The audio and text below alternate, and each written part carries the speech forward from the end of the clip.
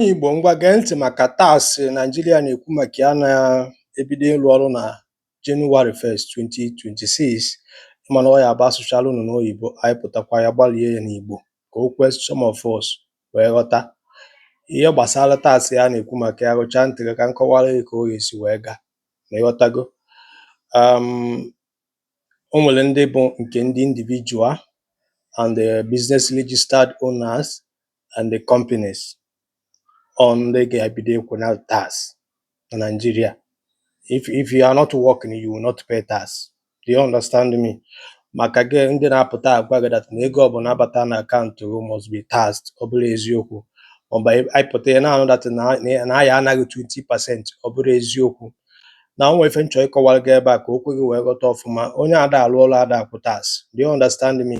I'm somehow happy na Nigerian government upgraded because if a country is just survive taxpayers money, do you understand me? Ma ọ bụ na country chọọ move forward, ịghọtago. Ịmana some of us nọ na Nigeria anyị na-adị happy ịkwụ tithe, ịghọtago, karịa ịkwụ tax. But it's better na ị na-akwụ tax na ya government na country gị karịa gị nwee ịkwụ tithe individual were ya na-ebugharị private jet, ịghọtago. And ịpụtakwa ị na-akpọgharị gọọmenti gị but you don't pay tax.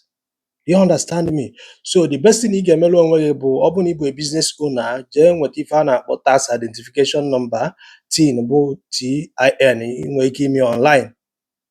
Now the first money bụ 800,000. Ọ bụrụ na ị na-earn lower, ị na-earn below 800,000, onwe ife jikọ gị na-ekwu tax. Ihe a na-ekwu bụ annually. Then ọ bụrụ na ya annually na ihe ị na-earn more than 800, okay, annually ị na-earn ife dịka 1 million, then apụta na that money afụ minus 800,000 bụ tax free. Tax ka ahụ for the 200,000 ya bụ ọ dịka 15%. Do you understand me? 15% of 200,000, I think ọ dịka 30,000. Do you understand me? Nyanwa ka ị ga-akwụ. Do you understand what I'm saying? Then ọ bụrụ na ị bụ a business registered owner, nke nwa bụ onye ga-eji n'aka gị wee declare your income, your expenses and your capital, wee filezie your own tax return.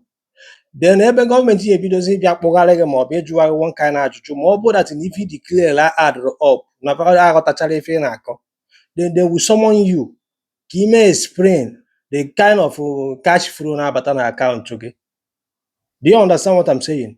Remember na kịta na government and the bank ga-ebido work hand to hand kapa wee nwee ike na-anata data azafa chọrọ. Then abịa na nke ndị company, all these small entrepreneurs, small company nọgasị na be anyị, ọ bụ na ị na-enwe low turnover, o nwere ike fe nepụrụ gị anya. Mana all these big company nọgasị na be anyị, 800,000 a na-ekwu tax free abụrụ for them.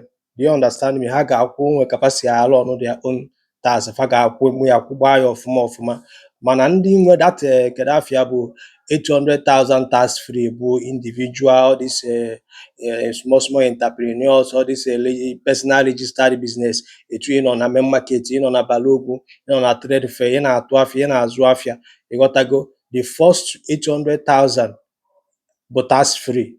Then the rest, like for example, ọ bụ that in every year, because annually ị na-earn ife dịka 3 million, I'm just giving you an example, then apụtalụ minus that 800,000 ga-abụ tax free. Do you understand what I'm saying? The less ị ga-akwụ the tax.